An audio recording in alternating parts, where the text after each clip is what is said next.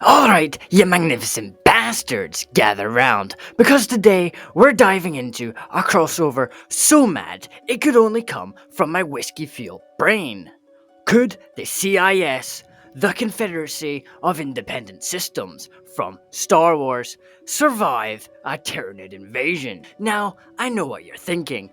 Mate, why in the Emperor's name are we talking about Star Wars? Well, it turns out there is more to sci-fi than Warhammer. I didn't believe it either. But Star Wars has its own galaxy, full of drama, lasers, and over-the-top nonsense. And it's bloody brilliant. Originally, I wanted to throw the CIS into the Warhammer galaxy, but let's be honest, they get shredded faster than a guardsman who forgot his lasgun at roll call. So we're flipping it. We're dropping the Tyranids into the Star Wars universe, smack in the middle of the Clone Wars. Madness, I know. But before we start, do me a favor, smash that like button, hit subscribe, and join the Discord server. I'm working my ass off to bring you these wild what-if scenarios, and your support means the world. We're on the road to 100 subscribers, and if you stick around, I've got something special planned for when we hit that milestone. Right, let's get stuck in. So, for those of you who don't know, or just need a refresher, the Confederacy of Independent Systems, or the CIS, were the so-called baddies in Star Wars, the Clone Wars. They're basically the galaxy's version of big corporations, deciding they've had enough of paying their taxes to the Republic.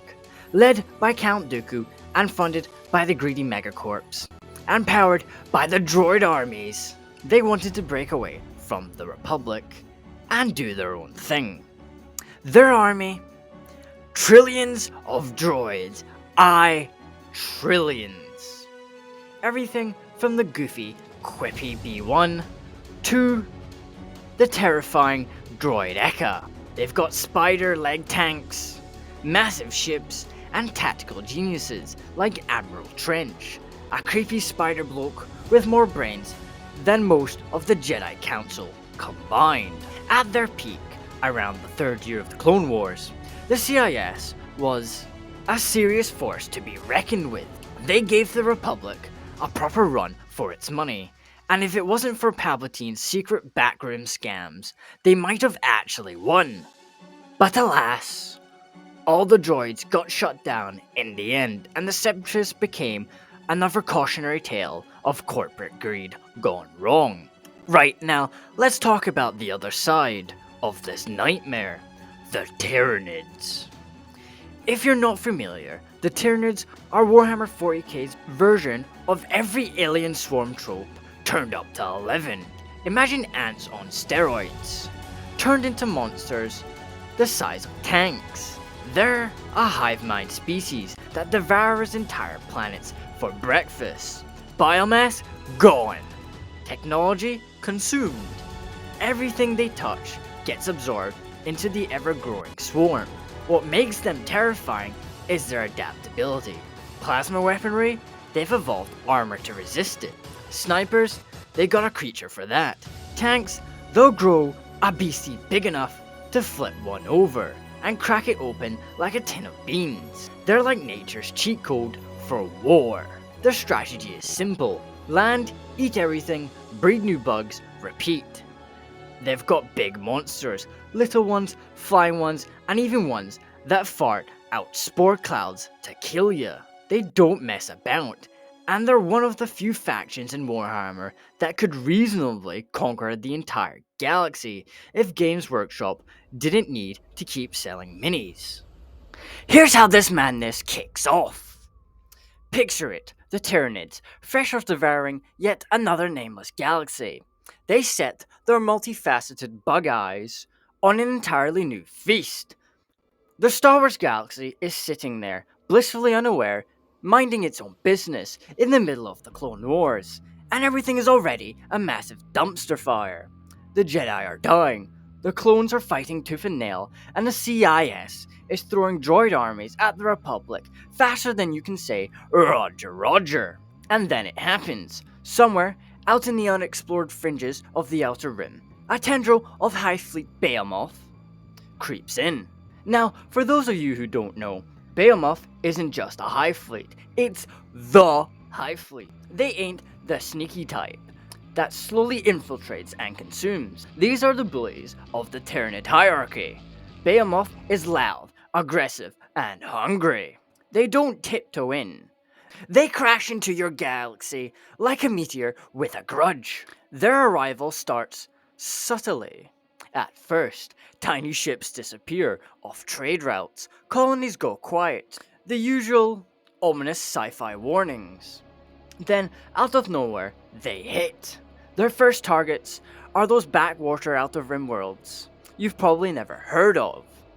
The kind of place the Republic ignores and the CIS only uses to mine resources. For the Tyranids, they're a buffet, easy prey with plenty of biomass to kickstart their invasion. Now the CIS, sitting on piles of resources and fancy battle droids, don't have a clue what's coming. When they get wind of colonies disappearing, they're not too fussed at first. Count Dooku, the ever-arrogant Sith Lord, probably shrugs it off as a minor inconvenience. General Grievous, meanwhile, sees it as a chance to stretch his legs, or his terrifying robot arms, and sends a couple fleets to investigate. The Separatists think it's business as usual, maybe a Republic Black Ops experiment, or just a pack of opportunistic pirates taking advantage of the chaos. Big mistake. What greets their investigating fleets is an unrelenting swarm of organic monstrosities. Picture this: sleek CIS ships cutting through the void, rows of B-1 battle droids on standby, and tactical droids standing at the helm, barking out orders in that overly smug, monotone tone. Then the Tyranids arrive. It starts with mycelia spores, massive organic pods that drop straight from orbit. They smash into the fleet, spewing out hormagaunts and termagants, and all sorts of nasties, bypassing shields like they're not even there. The droid commanders, in all their pre-programmed confidence, start firing. Blaster bolts rain down, but for every bug they kill, 10 more take its place. Carnifexes charge through land forces, swiping tanks aside like they're toys, while Hive Tyrants lead an assault that overwhelm even the Droidica's shields. And in space, it's not much better. Organic bioships are massive, grotesque things, living ecosystems built for one purpose: to destroy. They swarm the Separatist fleets, tearing apart their ships with acidic projectiles, and boarding them with swarms of creatures. The CIS doesn't stand a chance. In this first encounter, they thought they were prepared for anything, but this was a whole new level of nightmares. By the time the dust settles on those first encounters, the Tyranids have already claimed several Outer Rim worlds, and annihilated 2 entire fleets. The CIS finally realize they're not just dealing with a rogue Republic experiment, or pirate rebels. This is a full-blown invasion, an enemy unlike anything they've ever faced. And now, the droid boys are in deep shit. This is where the fun begins. The CIS is already fighting the Republic in a bloody massive war stretching across the galaxy. Now they've got Tyranids to deal with. But the droids have one big advantage. They're not made of biomass, and Tyranids can't exactly eat metal. So the bugs struggle to gain resources. At first. But that's only temporary. The Tyranids aren't stupid, they'd find a way to adapt.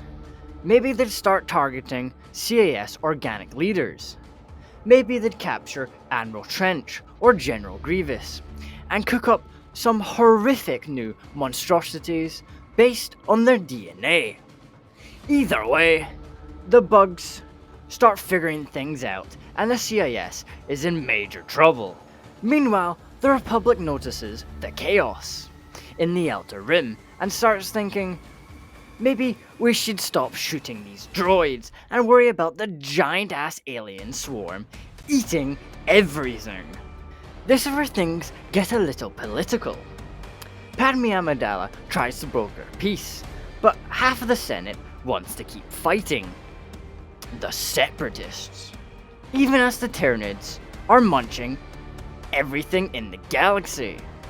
Palpatine, the sneaky git that he is, decides to unite the galaxy, not under the Galactic Empire, but under the Republic. After all, even he doesn't want the Tyranids turning Coruscant into a buffet. Let's fast forward a bit. The Tyranids are now deep into the galaxy, because of course they are, and the Republic and the CIS have been forced to team up. The Jedi, the Sith, and of course the clones, and let's not forget the droids, are all fighting side by side. It's madness. The final stand happens at Coruscant, because of course it does. Imagine the biggest fight you've ever seen in Star Wars. Now double it, with Star Destroyers, droid control ships, and Jedi starfighters. And every laser gun in the galaxy firing at once. The Tyranids are throwing wave after wave of monsters, from gargoyles swarming to carnifexes stomping through cities. It's chaos. Buildings are falling, ships are crashing, and the Jedi are dropping like flies. The Tyranids nearly overwhelm the planet, but thanks to a united front and a whole lot of fucking plot armor, the galaxy manages to hold them off. Fucking barely.